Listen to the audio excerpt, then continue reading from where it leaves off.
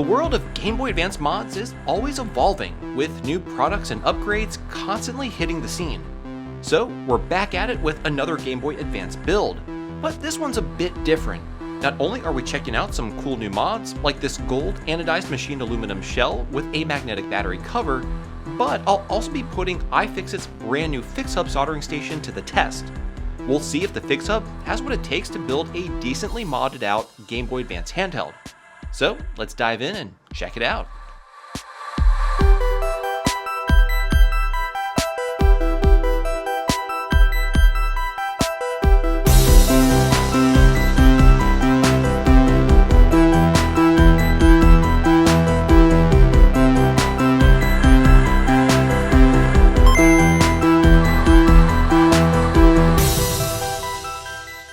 Hey everyone, how's it going? My name is Tito and welcome to another episode of Retro Renew.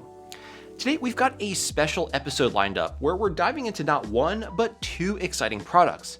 First up, we'll be tackling another Game Boy Advance build.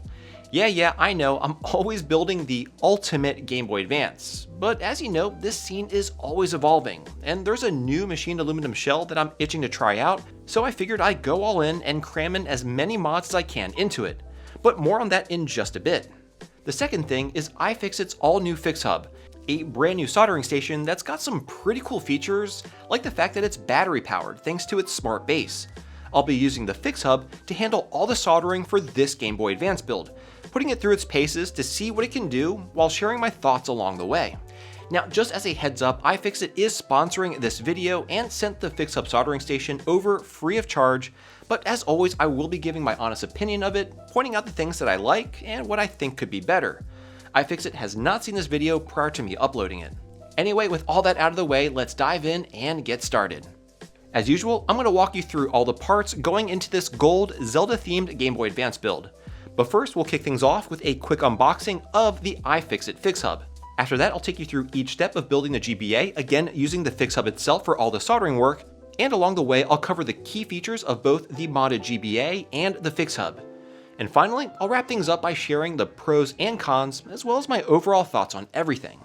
Okay, so along with the FixHub, iFixit sent over some other soldering goodies. We got solder, flux, a Helping Hands fixture for securing items while soldering, a Hakko Tip Cleaner, and a magnetic organizing board, something that I use all the time. I actually already have all of these items, so I'll be giving these away, so be sure to check out the description for details on how to enter to win.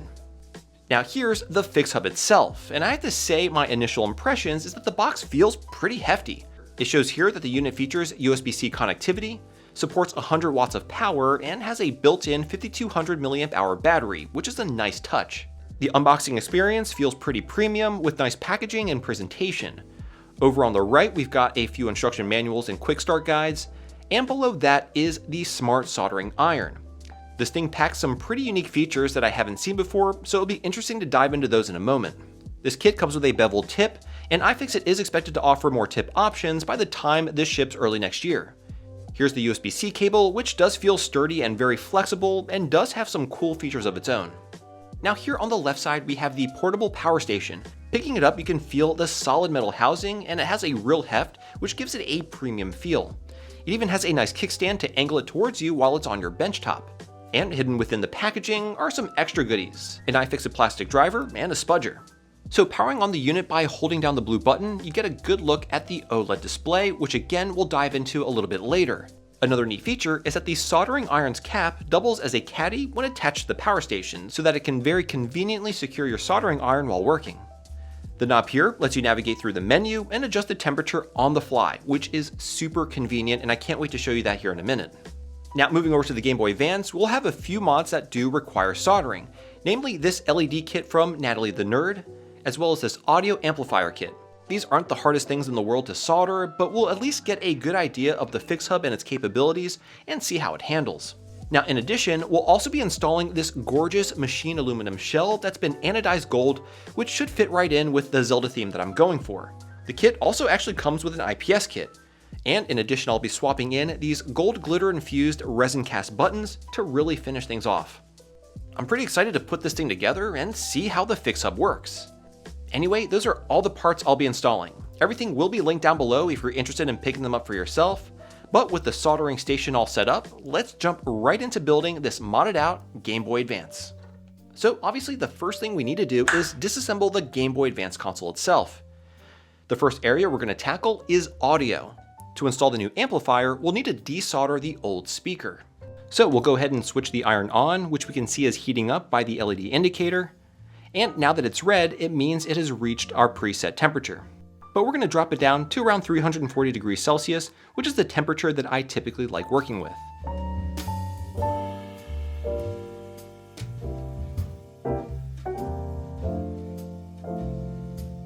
Okay, so far so good. Now let's go ahead and drop in the amplifier flex PCB and solder it in place.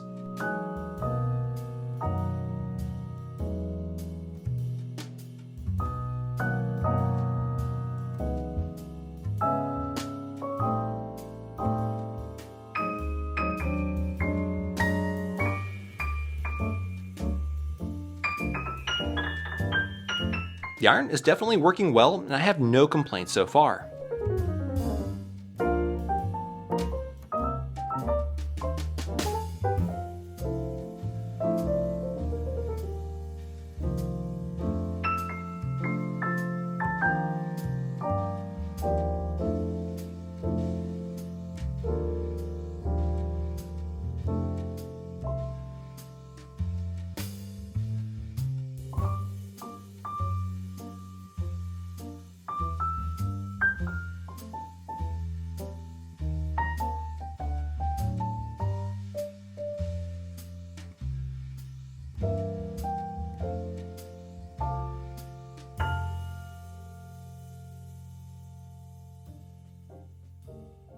As expected, the iron performed well, and as it should.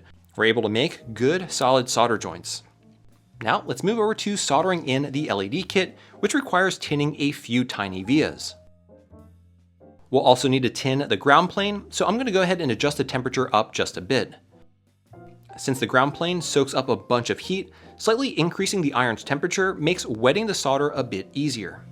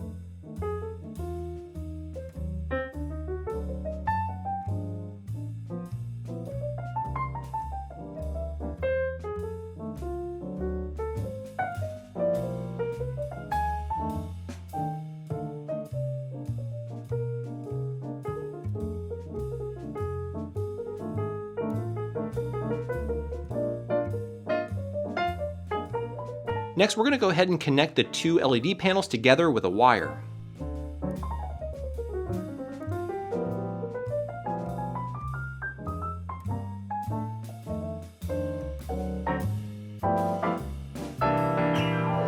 And in order to get the LEDs to turn on, since we aren't using an external controller, we do need to bridge these two pads here.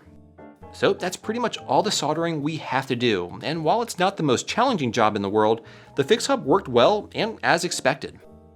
Now let's move on to prepping the front shell. We need to install a couple brackets to mount the included IPS screen.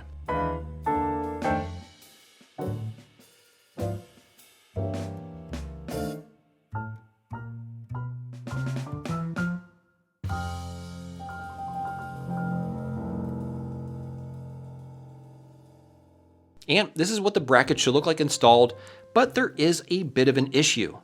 Unfortunately, the screws do not sit flush against the bracket. I thankfully have some extra and more importantly shorter M2 screws, so I opted for using those, which ended up working perfectly. Anyway, after applying some double-sided tape to the top and bottom areas of the screen lens, I went ahead and dropped it into the shell. Next, we're going to prep the rear shell by again installing a couple 3D printed brackets. Now, I found that these brackets aren't the best quality. We'll see a bit later that they result in a very tight-fitting battery cover, which isn't necessarily a bad thing, but it almost negates the need for the magnetic locking system that we'll be installing here in a moment.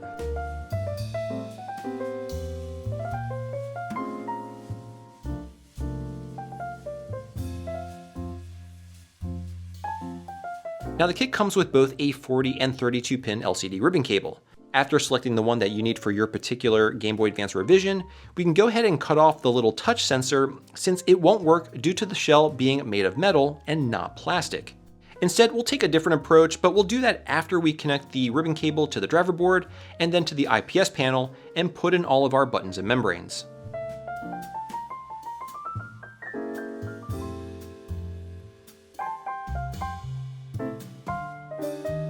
Now here you can see that I'm installing one of those copper touch sensors with the adhesive backing that I actually had lying around from some of the other backlight kits. In my opinion, this should have been included with this kit since the touch sensor connected to the ribbon cable would not have worked through the metal housing. Now we can go ahead and drop in the motherboard and begin to wrap things up.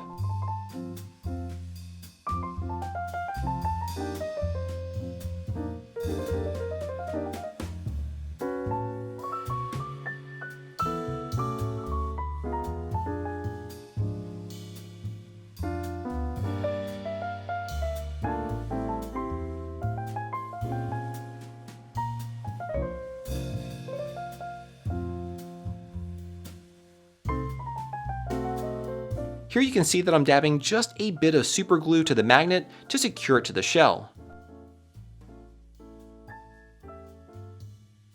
And here I'm doing the same thing for the battery cover. These magnets are what's going to hold the battery door closed.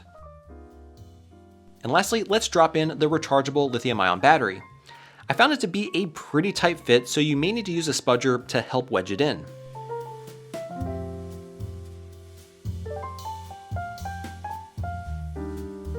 And here you can see that I put a layer of Kapton tape to ensure that nothing shorts out with the battery cover on. And there you have it, folks. My sort of vision of a Hyrule Edition Game Boy Advance. I really think the combination of parts and mods really came together pretty nicely for this GBA build, giving off some Zelda vibes. Everything works together cohesively, and I just gotta say, I'm really loving the results. The yellow LED backlight paired with the gold flakes in the buttons looks fantastic. As for the FixHub, it handled the job flawlessly without a hitch. So without any further ado, let's dive right into the standout features of both the Game Boy Advance build and the FixHub soldering station. Let's start with the Game Boy Advance itself. To be honest, there's not a whole lot here that we haven't seen before, but there's still some things worth pointing out. Starting off with the aluminum shell, I think it's top notch with a really nice finish. It captures the look and feel of an original plastic shell almost perfectly. From the smooth contours to the little details like the engraved lettering for start, select, and power, as well as the indents for all the various factory stickers on the back. The sliding battery cover is a nice touch and stays firmly in place. I was hoping the magnets would play a bigger role in securing it, but more on that in just a bit. The yellow LEDs from Natalie's kit are very cool. They look nice and aren't too harsh on the eyes, at least in the yellow color scheme that I chose for this build. However, they are always on, which may not be everyone's preference. It would have been great if there was a way to control them, even if it was just a basic on and off function. As for the audio, the upgraded amplifier packs a punch. It's definitely louder than a stock GBA, but still sounds clean and crisp. Even at max volume, it doesn't get too overbearing or distorted, so you get that extra oomph without sacrificing sound quality.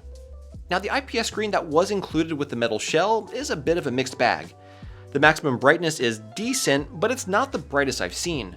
There are 8 brightness levels which you can adjust by tapping the touch sensor, which I did install in the lower right corner, and holding down the sensor cycles through various overlay effects, including scan lines, and for some reason a black and white mode with the same scanline options. And I actually have to say that I am really liking the glitter-infused resin buttons way more than I thought I would. The gold flakes combined with the clear resin and the yellow LEDs create a really unique and beautiful look. I'm not usually great at picking color combinations, but I think this build really came together pretty well overall. Anyway, that's the GBA build, but now let's touch on some of the features of the FixHub soldering station. Now, I have to first start off by saying that this won't be a comprehensive review by any stretch of the imagination. I'm just going to highlight some of the features that really stood out to me while building the Game Boy Advance. So to start off, let's talk about the controls, specifically the selector knob. It's incredibly handy for adjusting the temperature on the fly as your needs change while soldering. Just twist the knob to ramp the heat up or down, which is perfect for tackling tougher spots that soak up a ton of heat. It's a small detail, but it makes a big difference. The knob also navigates the menu, which is super intuitive. You can tweak settings like language, maximum temperature, the sleep timer, and so much more. The interface feels really polished, making it very easy to customize the FixHub to your needs. The hot swappable tips is another great touch, even though the only one I had access to for this video is the bevel-styled one. With 7 tip styles planned for the initial release and more coming down the line, there should be plenty of options to suit our needs for repairing and modding these retro consoles.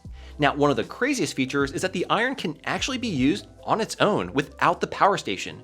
You're probably wondering how one could control the temperature and some of the other settings without the power station. Well, you can actually do it through a web interface, which is just wild to me. I haven't tested this out myself, but that's some seriously cool outside of the box thinking. I also really love that the soldering iron's cap doubles as a caddy when used in conjunction with the power station. It's a clever design choice that keeps everything neat and accessible. As for the build quality, this thing feels rock solid with a sturdy metal construction and a hefty 5200 mAh battery that's fully replaceable, just like most of the components in both the power station and the soldering iron. It's a big win for longevity and perfectly aligns with iFixit's ethos of repairability. Now, there is a lot more I could get into, like a deep dive into the menu system, or even cracking open the internals, especially since iFixit specifically made this to be self-serviceable. If you want a full review of the FixHub, let me know down below in the comments. And if you're interested in getting your hands on one of these, you can actually pre-order them now by following the link down below. Now keep in mind, both the smart soldering iron and the portable power station won't ship until early January of next year, but it should be worth the wait. Anyway, now let's get into the pros and cons of everything. Let's start with the pros of the FixHub soldering station. One that really sticks out to me is its portability. Not being tethered to a wall opens up a whole new range of use cases. It's perfect for projects around the house, in the garage, or even outside, like when you're working on your car. I love the freedom that the kit offers, and I know it's going to come in real handy when I need to do work away from my workbench. The dial and display are another standout feature. Being able to adjust the temperature on the fly and so easily with the knob is fantastic. It's especially useful if you're switching from soldering a small component to something connected to a larger ground plane where you need higher temperature to get the job done. Just twist the dial and you're good to go.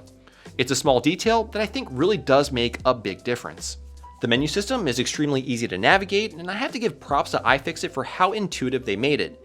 Using the knob to scroll through the options is seamless and straightforward. You don't even really need to consult the manual as it's really user-friendly. As for the materials, everything feels pretty top-notch. The metal construction gives a solid premium feel, and all the components seem like they're built to last.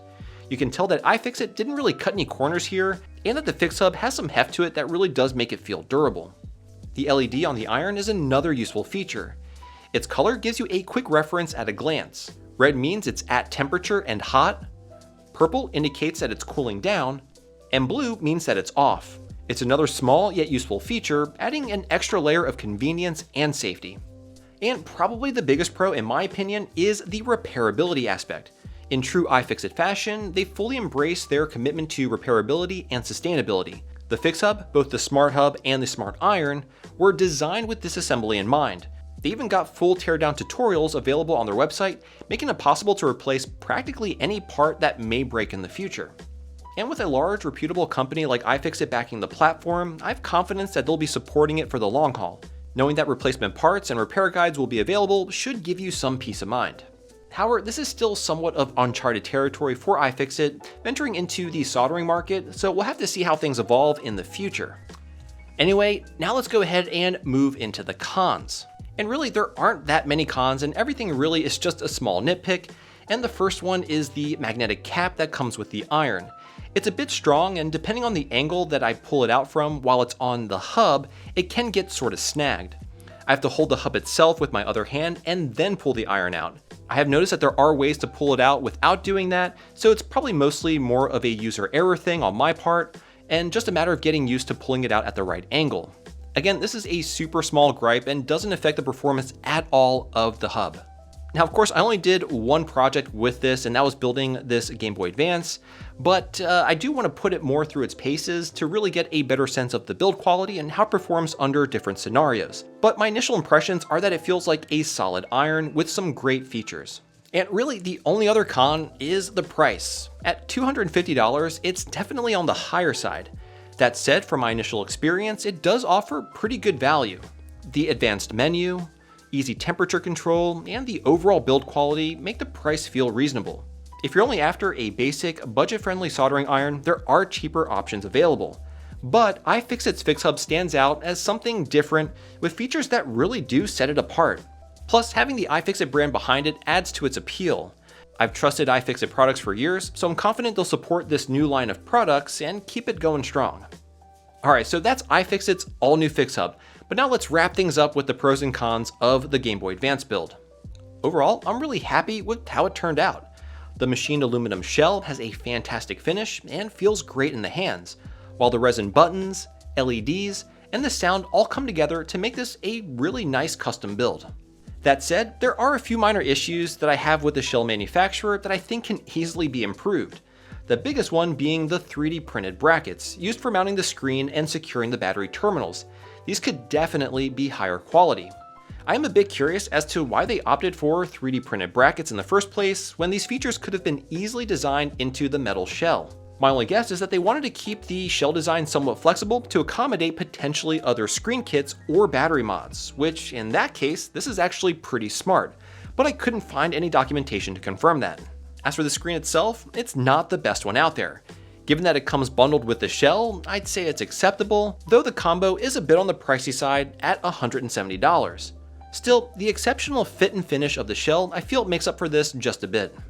And lastly, the fact that the LEDs aren't adjustable is a small drawback. However, I believe there is a separate controller kit that you can install that does adjust the brightness and turn the LEDs on or off, so I can't fully count this as a full-on con. Anyway, to wrap things up, I think the FixHub is a very compelling soldering station option. It feels super high quality and has the backing of iFixit, a company that I've always had a great experience with.